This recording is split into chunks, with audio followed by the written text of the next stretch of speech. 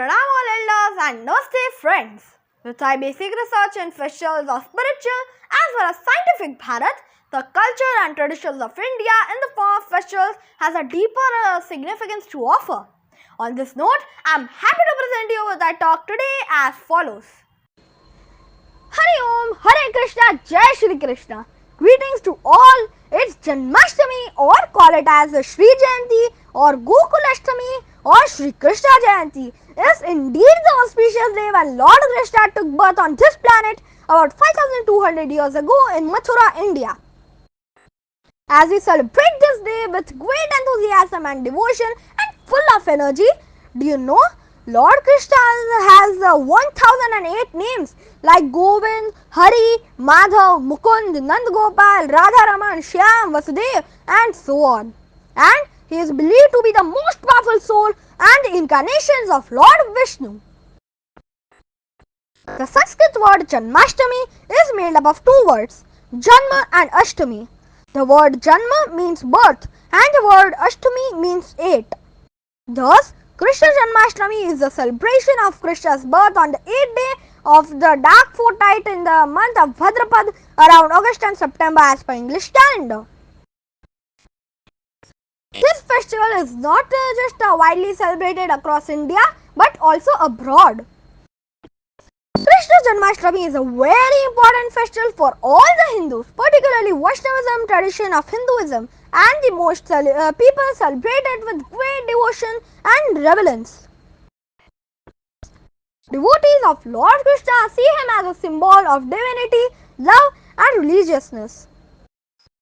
His life and teachings inspire devotees to lead a life based on dharma plus karma plus bhakti. Dharma, that is religiousness, karma, which is right action, and bhakti, that is right devotion. His bhakts are extremely enthusiastic on the auspicious day of Janmashtami. As we see, after Krishna's midnight hour birth, devotees at home and in temples have an idol of baby Krishna and its bath and clothes, then placed in a cradle. Then the idol of Krishna is decorated with new sparkling clothes and mukut and other jewelry. Also, within the home temple as well as outside, Hindu temples outside are decorated with lights and flowers. The devotees then break their fast by sharing food, sweets. Women draw tiny footprints outside their house doors and kitchen, walking towards their house, a symbolism for Krishna's journey into their homes. Now to know his life history in short, based on information about Krishna's life as noted in the Mahabharata, the Purans and Bhagavad Puran. Shri Krishna was born in Mathura in 3228 before Christ era. He was the 8th son of Devaki, his mother, and Vasudeva, his father. Unfortunately, Shri Krishna had to be born within a prison in Mathura, India, where his parents were constrained by his uncle King Kant. Thus, surrounding the time of his birth, pre-sedulation was rampant. Freedoms were being denied and it was a very struggling time. The reason for this situation was that during his mother Devaki's wedding, King Kant was warned by an Akashvani, had a celestial voice, that Devaki's 8th son would be the cause of his death. In an effort to defy this prophecy, Kant imprisoned his sister Devaki and her husband and promptly killed the first 6 of a new month after the birth.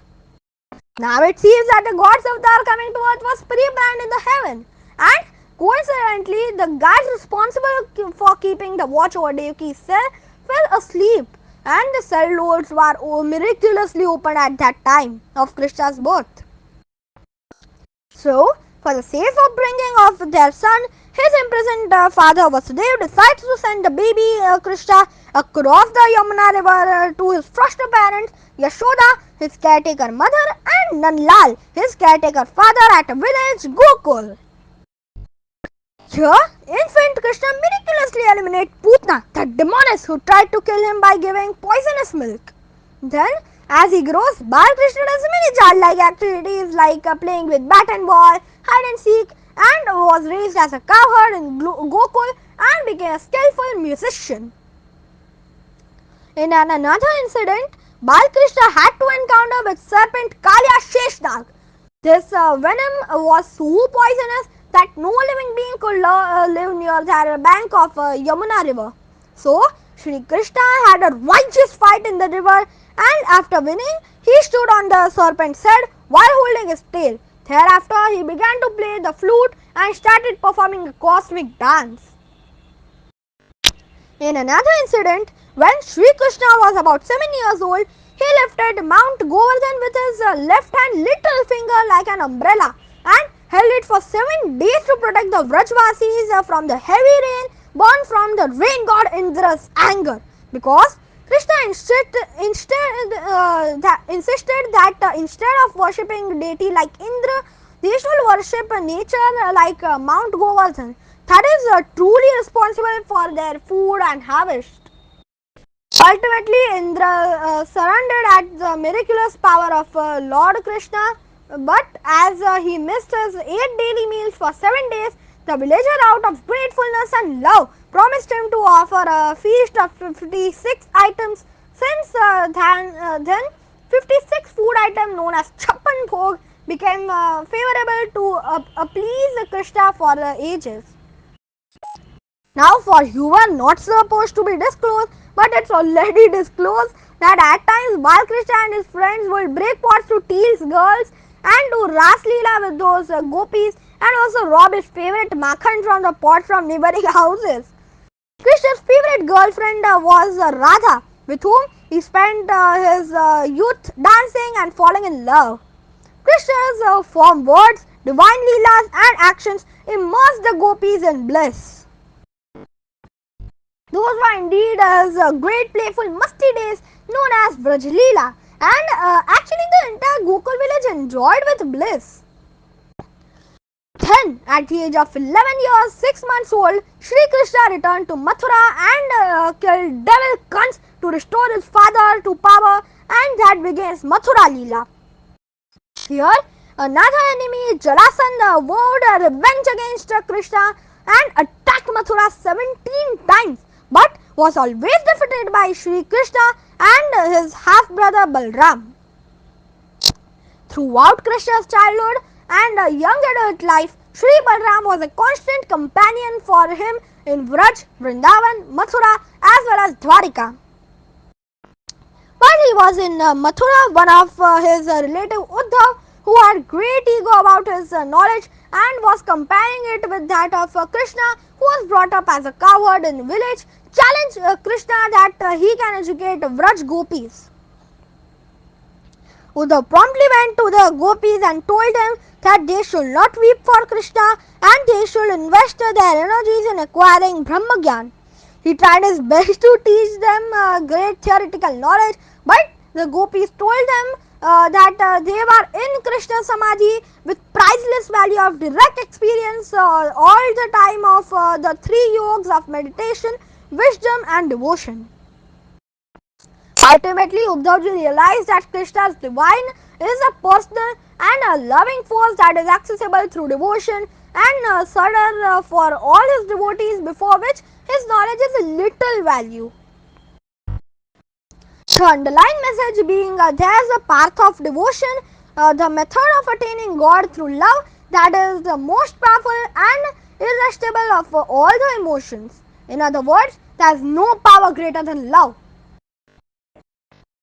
Thereafter, when Sri Krishna was about 28 years, 4 months, he migrated from Mathura in the interest of peace to establish his kingdom at Dwarka, now in present state of Gujarat in India, and ruled for many years until he left his body. Sri Krishna conducted the administration of his kingdom from Dwarka while residing with his family in Bet Dwarika. He was married to Rukmani of Vidhabara kingdom. This marriage developed hatred between Sri Krishna and his cousin Shishupal, who insulted him 100 times. Thereafter, Sri Krishna used the Sudarshan Chakra to cut Shishupal upon his 101st crime.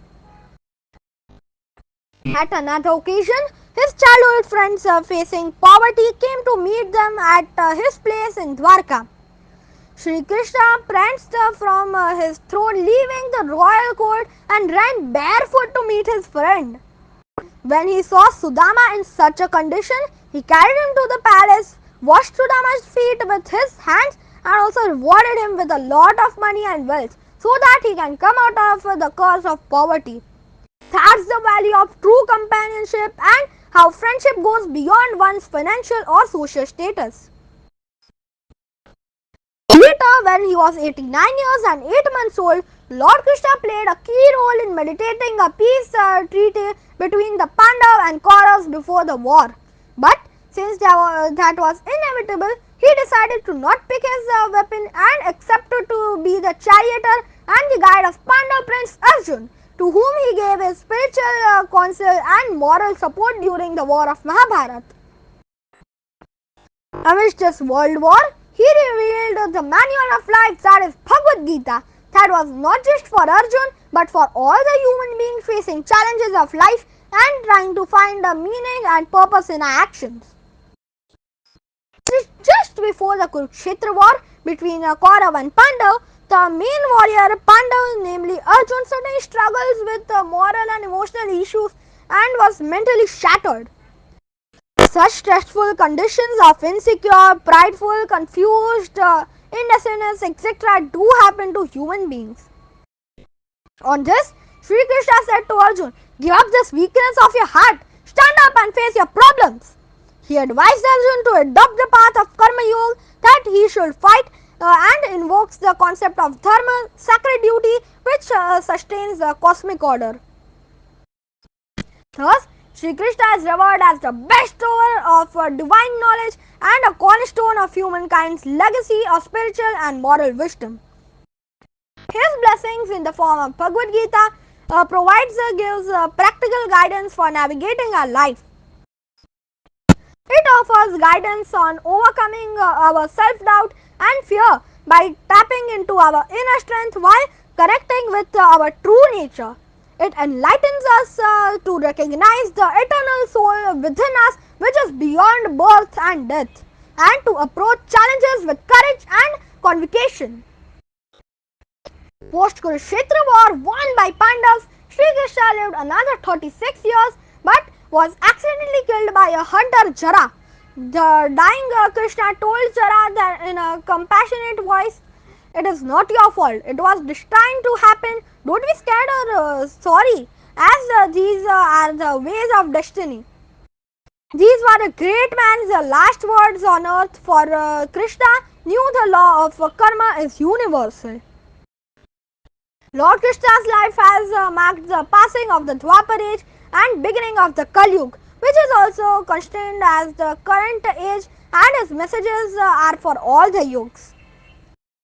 He has always been so pure and faultless in all the situations, whether as a child, a friend, a true lover, a teacher or a guide. So, to respect with devotion the great birth of Sri Krishna is celebrated as Janmashtami. People decorate their houses with flowers and light on this day.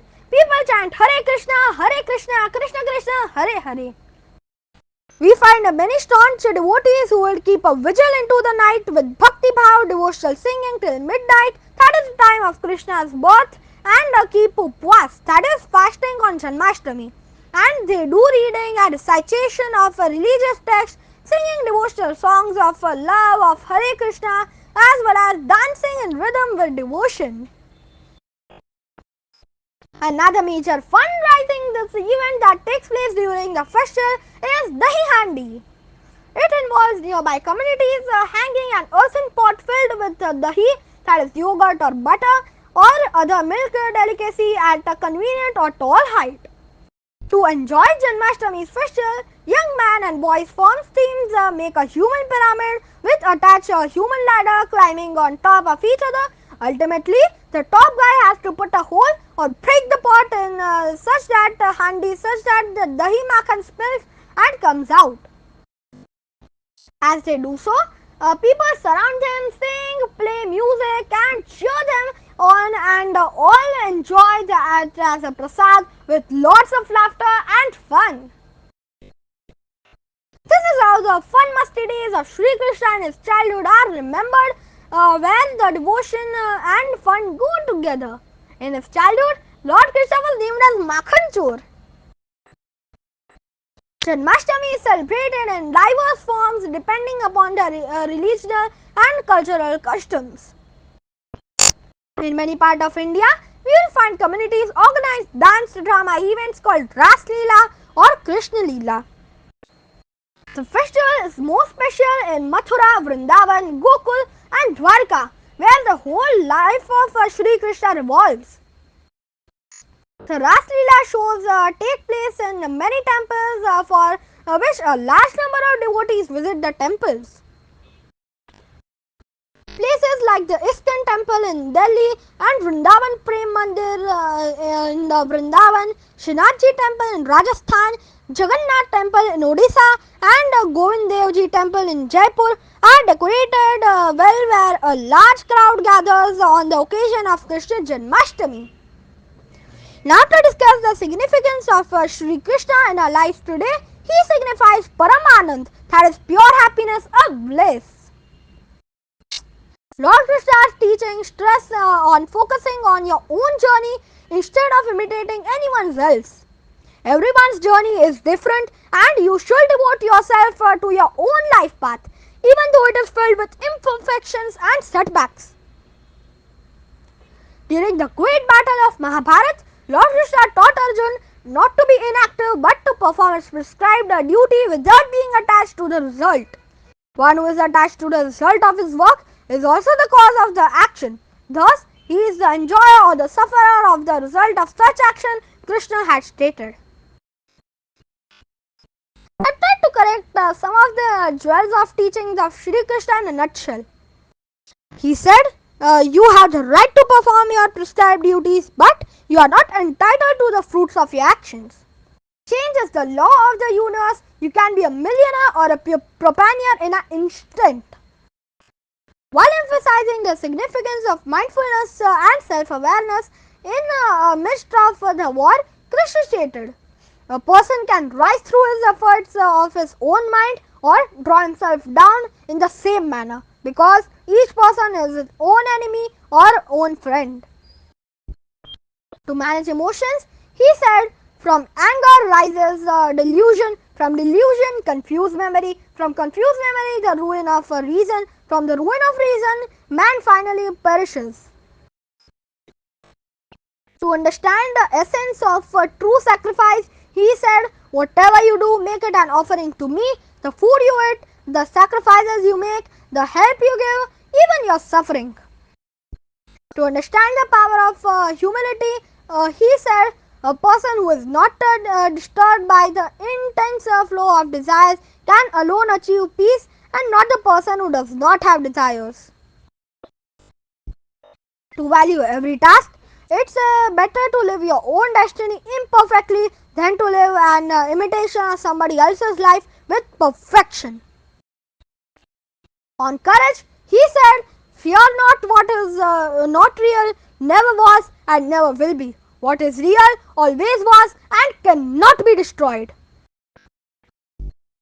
You should believe in your action. He said, whatever is done without faith, whether it's sacrifice, charity, austerity or any other act, is useless. It has no value here or hereafter.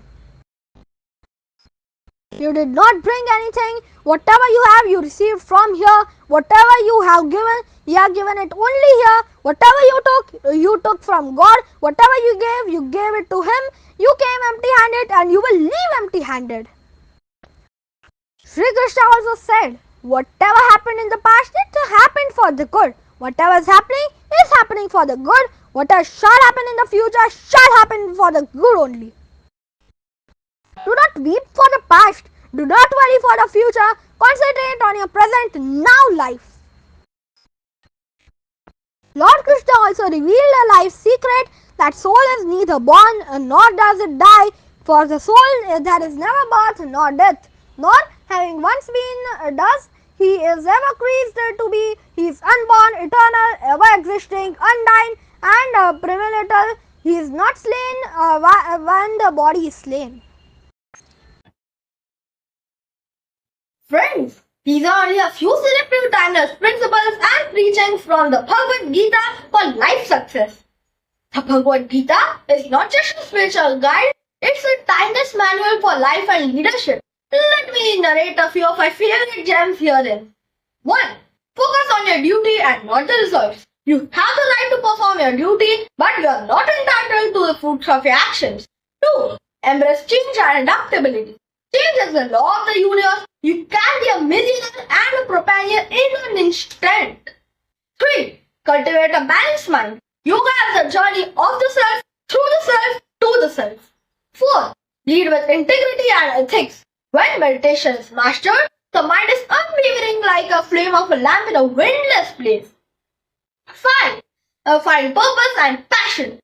It is better to live your own destiny imperfectly than to live an imitation of somebody else's life with perfection. On this note, let's reflect and implement. These principles are not just for spiritual growth, they are a practical wisdom. Reflect on his teachings and see how they can transform your approach to be successful with peace in your life. So, let's connect with Krishna on a super level mind. With this, I close this presentation by reciting a Sanskrit shloka from Bhagavad Gita. Yada yada hi dharmasya glanir bharatam abhristhanam dharmasya tadatmanam sajamaham paritranaya sadhunam vinashaya ch dushkritam dharma sansthapanataya sambhavami yuge yuge. Meaning of this sloka: whenever at all time and whenever there is a decline in religious practice, at that time God will descend to all. Stay blessed. Hari Om. Jai Shri Krishna.